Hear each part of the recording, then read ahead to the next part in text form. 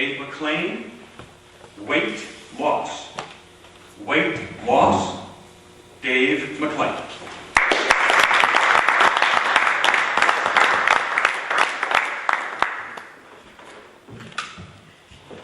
When the speech contest was first announced, and ever since that time, I've been vacillating back and forth, trying to decide whether or not I should actually go ahead with this presentation, because I know it's going to probably ruffle some feathers. And I thought, well, okay, I'm gonna proceed with it anyway, even if there could be some fallout from it. So, Mr. Contest Chair, fellow Toastmasters, most welcome guests, and of course, our revered judges. Let me try to paint a picture for you. It's 9:15, so we're just under 2 hours from now, Monday morning, 9:15. And most of you will be back at your workplace. And you've got to make either a difficult call, or there's a project that you know that you have to get working on. It's got some time frame associated with it, some deadlines.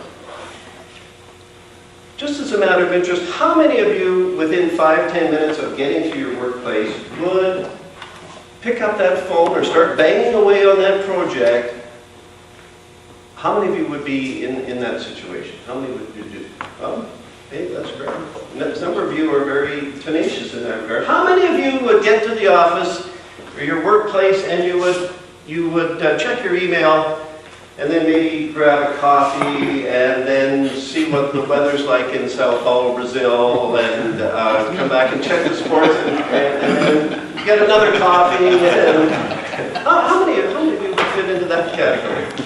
Yeah.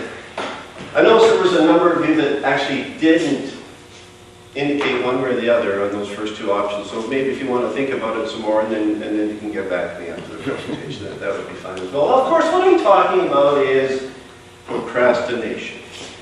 Procrastination. And Webster defines it as the ability to sit on the fence and just let the worries of the day continue to build up.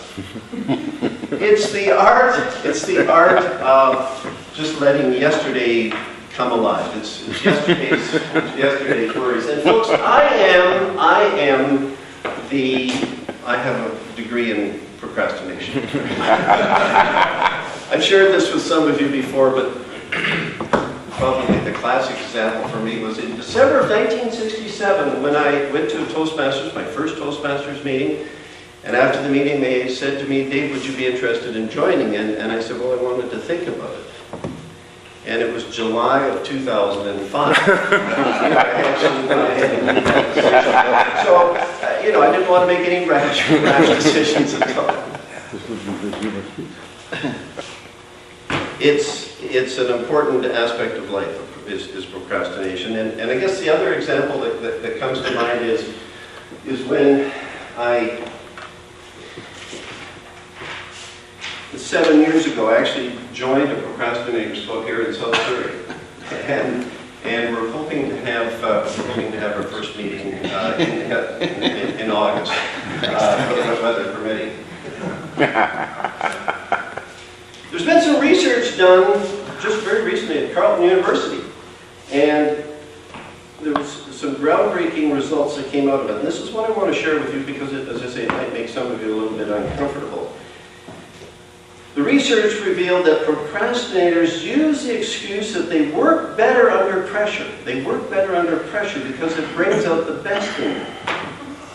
In fact, research showed that it's not that they work better under pressure, it's that they only work under pressure.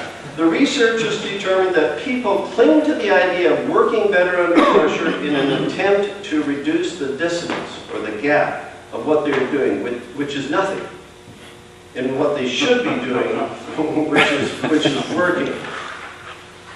The research also determined that people when we do things, not just from a work standpoint, but it also manifests itself in our day-to-day lives as well. For instance, if you get out of bed just at the last moment and you sort of rush to wherever you're going, that's a form of procrastination, isn't it? It's also interesting as well that research has found that procrastination has a negative impact. It has a negative impact on a person's happiness. It actually undermines our well-being. And I suppose the best part, however, about procrastination is that you're never bored. You're never bored because you always have a number of tasks that you should be working on. 75% of procrastinators, or sorry, 75% of people are actually procrastinators. Isn't that amazing? And then within that group, the group of procrastinators, 95% of them say they want to improve their behavior. I mean, it's not as if they want to improve their procrastination, but they do actually get a lot better. But they just haven't been able to get around to it. So here's a couple of tips for you of a serious nature that I would suggest. One is that if you can, it's a lot like saving actually, because there's never going to be a totally opportune time to start saving. But if you can get into that routine of just sort of seeing what the task is and then start chipping away at it, not golf, but I mean, actually chipping away at slicing, there's another golf analogy, yes, just slicing away a little bit each time, you'll find that it will take a tremendous burden off you if you can just get started in that role. And secondly, it's very therapeutic as well, just to see the big picture and then as you're getting that task done, to tick it off and say, hey, we're getting there. But it is all about having a discipline, about having a real focus on getting the job done.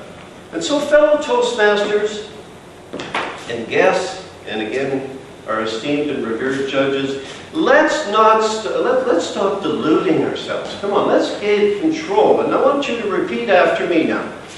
Seize the day. Seize the day. One more time now. Seize the day. Tomorrow. Tomorrow.